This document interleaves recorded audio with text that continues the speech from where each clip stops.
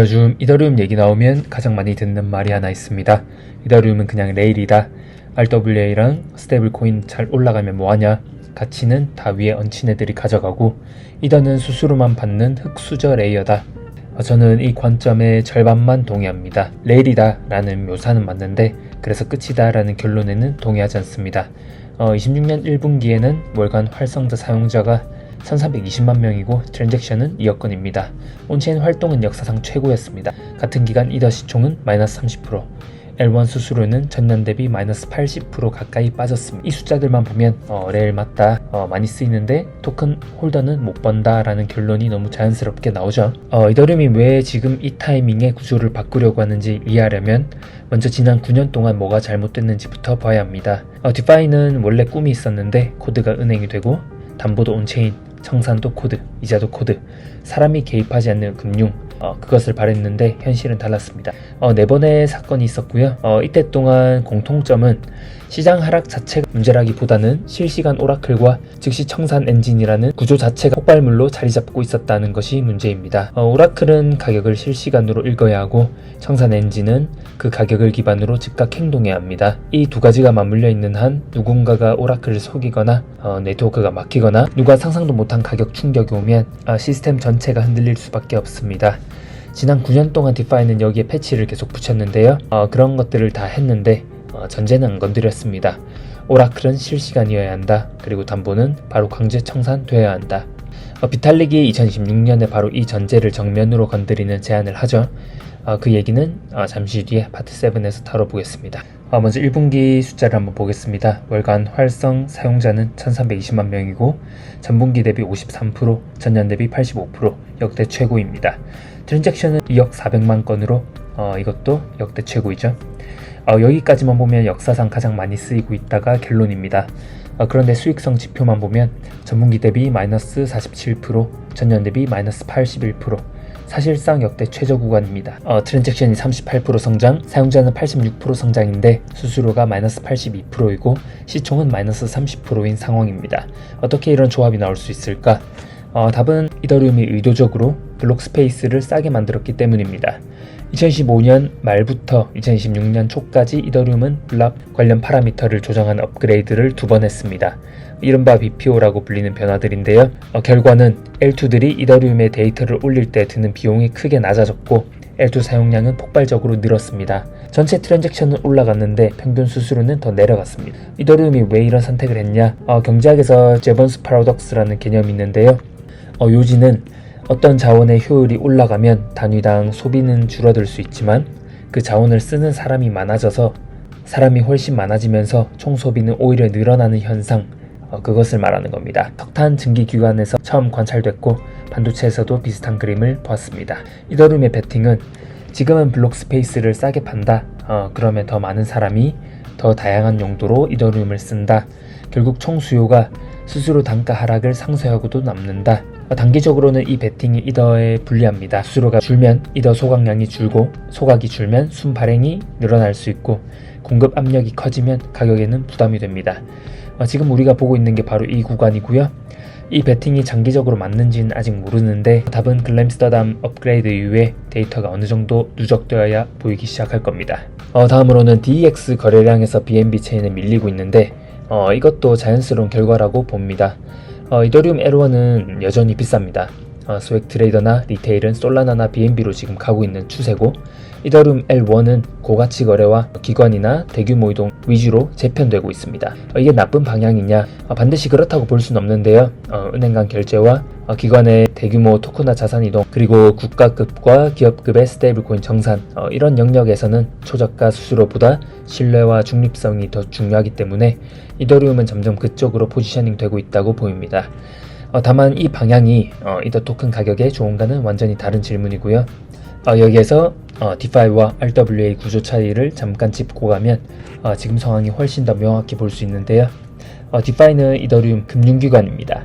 이더를 담보로 USDC를 빌리고 스마트 컨트랙트가 담보율을 계산하고 부족하면 자동 청산하고 사람이 없고 중개자가 없죠. 여기서 이더리움 위의 프로토콜 유니스왑이나 에이드나 메이커 등은 사실상 은행 브로커 거래소 역할을 한 금융기관입니다. 근데 RWA의 이더리움은 레일입니다. RWA에서는 완전히 다른데 삼성전자 주식을 토큰화한다. 실제 주식은 KRX나 커스터디 은행에 있고 이더리움 위에는 그 주식의 권리를 나타내는 토큰만 있습니다. 미국 국채를 토큰화한 블랙록, 비들, 실제 국채 현금은 규제된 커스터디에 있고 이더리움은 그 권리를 24시간 이동 정산하는 레일이죠. 디파이에서는 이더리움이 금융기관이지만 RWA에서는 이더리움이 철도, 도로망에 가깝다. 레일은 통행료를 받지만 진짜 가치는 레일 위에 올라탄 펀드, 커스터디, 발행사, 앱에 쌓이고 있다. 이게 TVL, RWA는 역대 최고인데 이더 가격은 안 오르는 두 번째 이유입니다. 그래서 기관이 어디에 자산을 발행할까를 결정할 때 제일 중요한 것은 결국 이겁니다. 나중에 이걸 충분한 유동성 속에서 팔 수 있는가. 이더리움에는 이미 1700억 달러 이상의 스테이블 코인, 수백억 달러 규모의 토큰화 펀드 채권 상품이 있고 앞서 말씀드렸듯이 1320만 명 이상의 월간 사용자와 거대한 온체인 유동성이 있죠. 새로운 RWA를 이더리움 위에 올리면 이 유동성 풀 위에 바로 올라타는 효과가 나는 겁니다.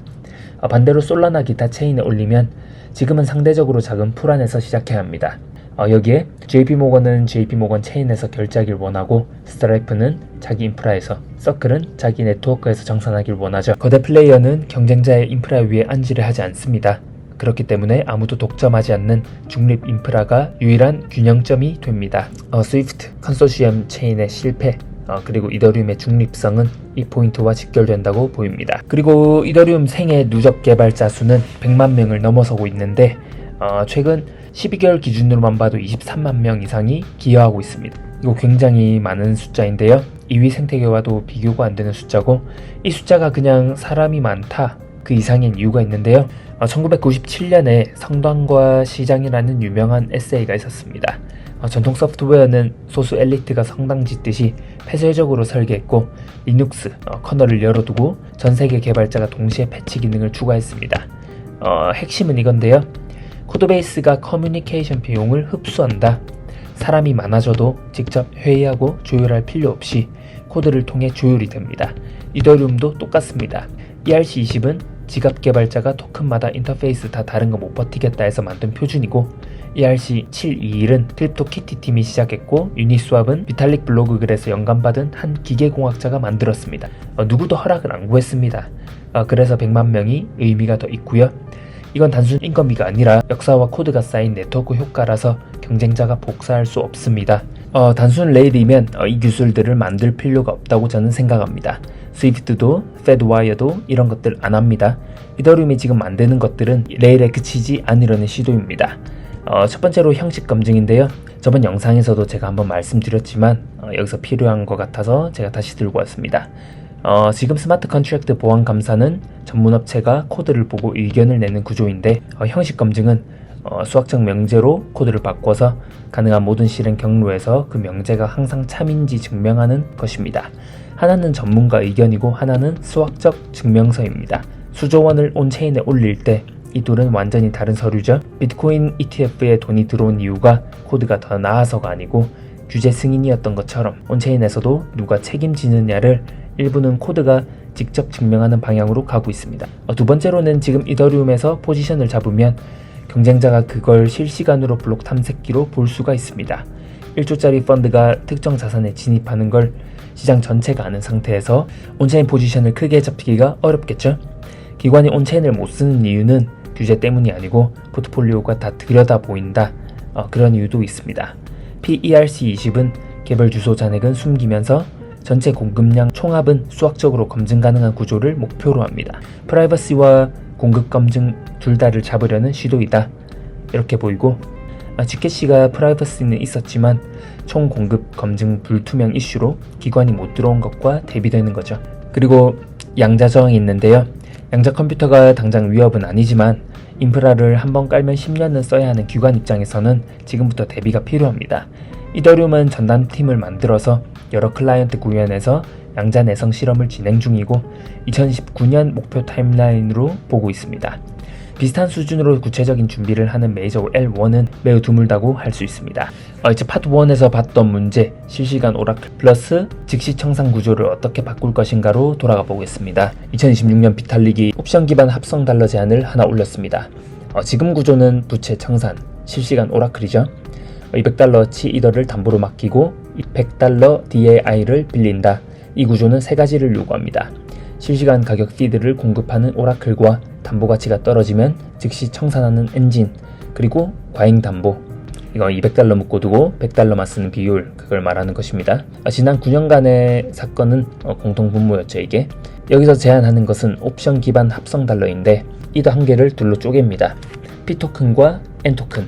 P토큰은 최대 S달러까지 받는 권리, 안전한 달러 토큰이라고 단순하게 생각하시고, 그리고 S달러 이상 모든 상승분을 다 받는 권리는 N토큰, 이건 롱토큰이라고 보면 됩니다. 예를 들어서 이더 한 개 가격이 이제 $1660일 때 S를 $830로 정한다고 해보겠습니다. 이더가 $2500로 가면 P는 $830, N은 나머지 $1670의 상승분을 가져갑니다. 이더가 $500가 되면 P가 이더 전체를 가져가고 N은 제로가 되는 거죠. 상승분이 없으니까. 그래서 항상 P 플러스 N은 이더 한 개가 되는 겁니다. 이게 수학적 항등식인데요. 이 구조에서 중요한 건 무엇이 없는가입니다. 청산이 없습니다. 빚을 내는 구조가 아니기 때문에 청산할 포지션이 없습니다. 실시간 오라클이 필요 없죠. 만기 시점에 가격을 한 번만 알면 됩니다. 이더 한 개에서 안전한 달러 토큰과 레버리지 토큰이 동시에 나옵니다. 요약하면 부채 청산 실시간 오라클이라는 그 전에 디파이의 3대 구조적 리스크를 한 번에 제거하는 안정자산 설계입니다. 한 연구팀이 이 구조를 실제 옵션 데이터로 2017년부터 2026년까지 백테스트를 돌렸는데요.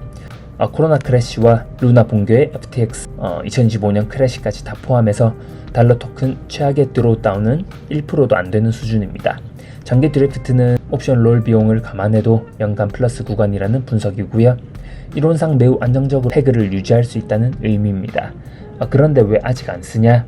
2020년에 비슷한 구조로 실제 프로토콜을 출시했지만 옵션 유동성 부족 때문에 실패했습니다. 이 구조는 기술뿐 아니라 깊은 옵션 마켓 유동성이라는 인프라가 같이 깔려야 굴러갈 수 있습니다. 전통금융에서 비슷한 페이오프를 쓰는 상품들이 수백억 달러 규모로 운용되고 있는 걸 보면 구조 자체는 검증됐고 온체인에서는 인프라 타이밍 문제라는 힌트가 보입니다.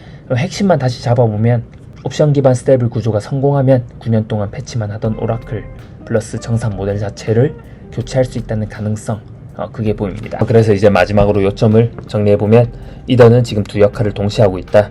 지금 많은 사람들이 알고 있는 레일은 RWA와 스테이블코인 정산 레이어, 가치는 레일 위에 앱과 발행사에 축적되고 있다. 근데 레일 그 이상으로 뭘 하고 있냐?